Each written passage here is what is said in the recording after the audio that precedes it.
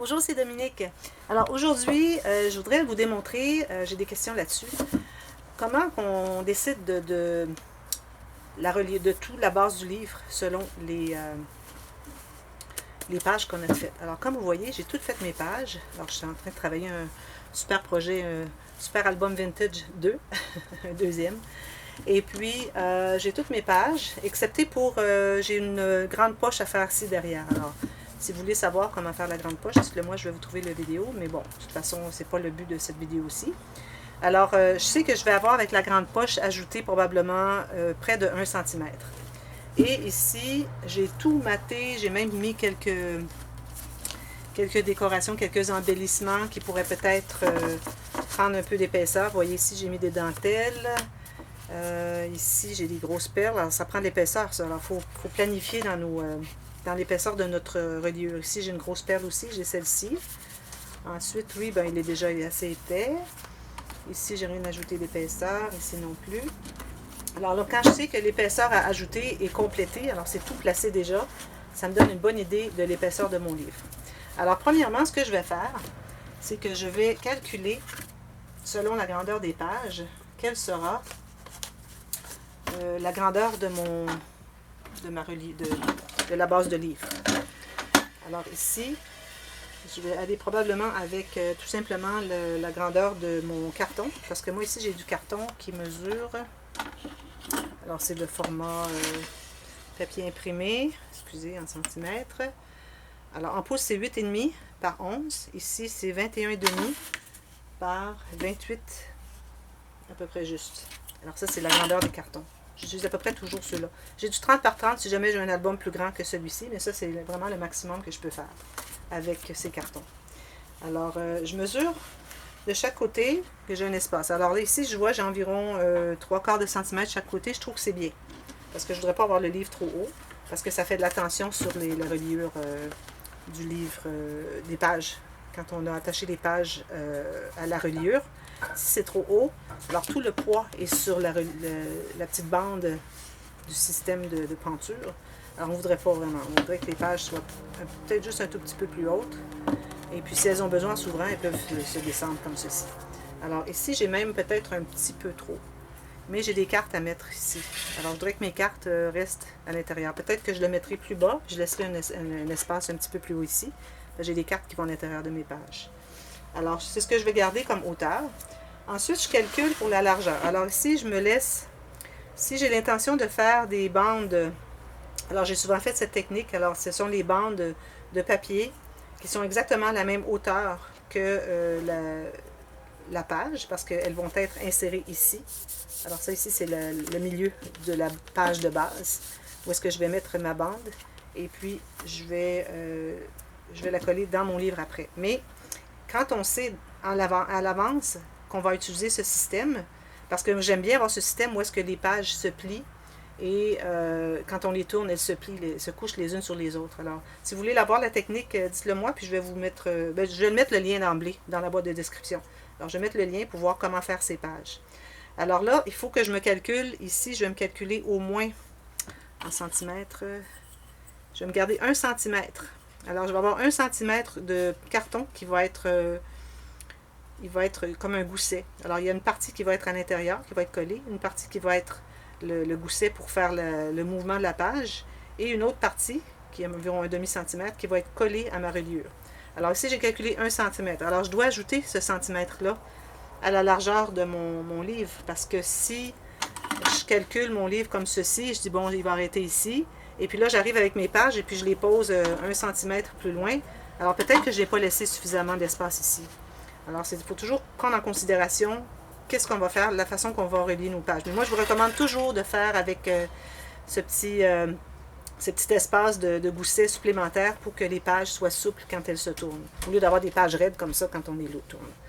Alors voilà, ici j'ai mon centimètre, et puis je vais m'allouer, je dirais peut-être un autre centimètre ici pour avoir de l'espace de plus, parce que c'est bien quand le livre est plus grand, c'est plus facile, plus d'espace pour enjoliver sur le dessus, décorer et tout. Alors ça, je dirais que c'est un autre centimètre, comme ceci. C'est ici. Alors je vais couper mes cartons. Alors là, on doit en couper 2 identiques. Alors ici, moi, j'utilise des lames Vous avez des lames pour les massicots qui sont moins bien aiguisées. Alors, il n'y a pas vraiment de façon pour aiguiser. Alors, ce que je fais, moi, quand elles commencent à être coupées moins bien, je fais une marque au crayon marqueur et puis je les utilise pour couper mon carton.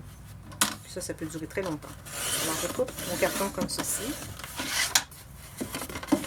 Ensuite, on peut aller comme ceci, mais moi, je trouve que la ligne, on ne la voit pas, puis bien souvent, on coupe juste à côté. Alors, je préfère vraiment plier et puis aller avec mon couteau à précision, aller dans le fond du pli pour couper.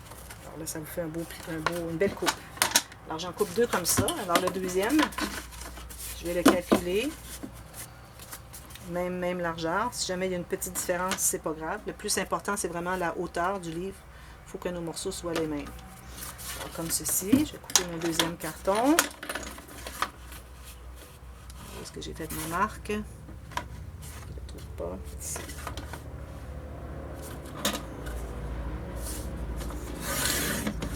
Ceci. Ceci.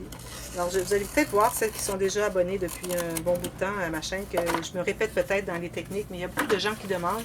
Et il y a tellement de vidéos sur ma chaîne que ça devient difficile à chercher la technique précise. Alors, parfois, je préfère la refaire. Ça donne une meilleure idée. C'est plus récent dans ma chaîne sur la liste des vidéos.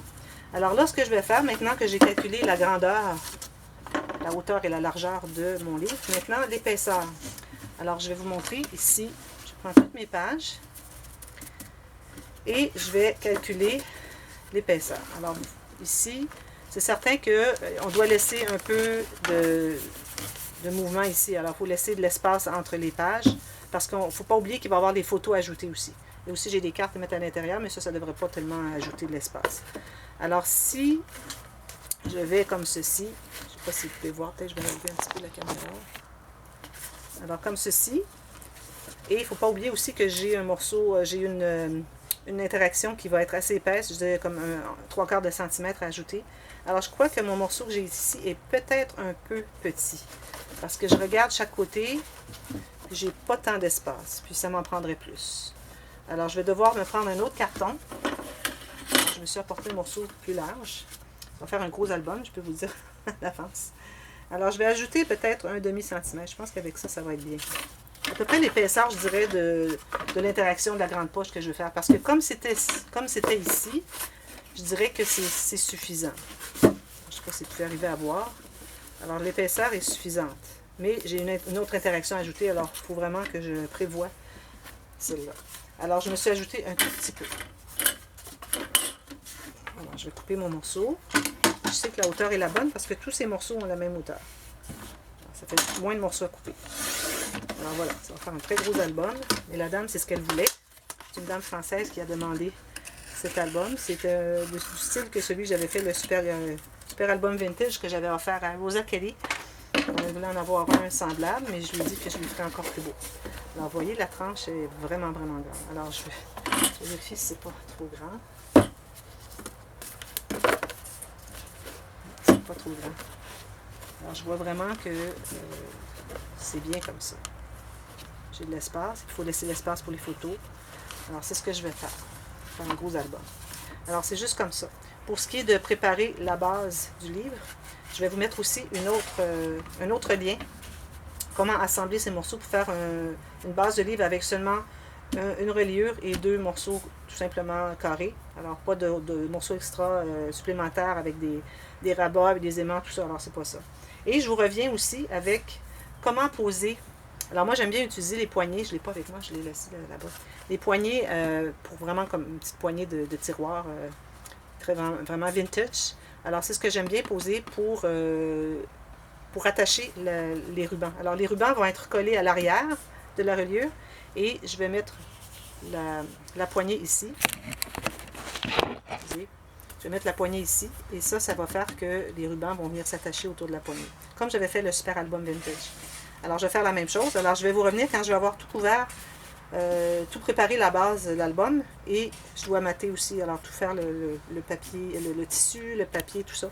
Alors, je dois faire tout ça. Quand ce sera fait, je vais revenir pour vous démontrer comment on fait cette portion et c'est ça. Alors, je vous mets les deux liens comme je vous ai parlé. Et puis, je vous reviens plus tard avec un autre petit tuto. Merci. Bye bye.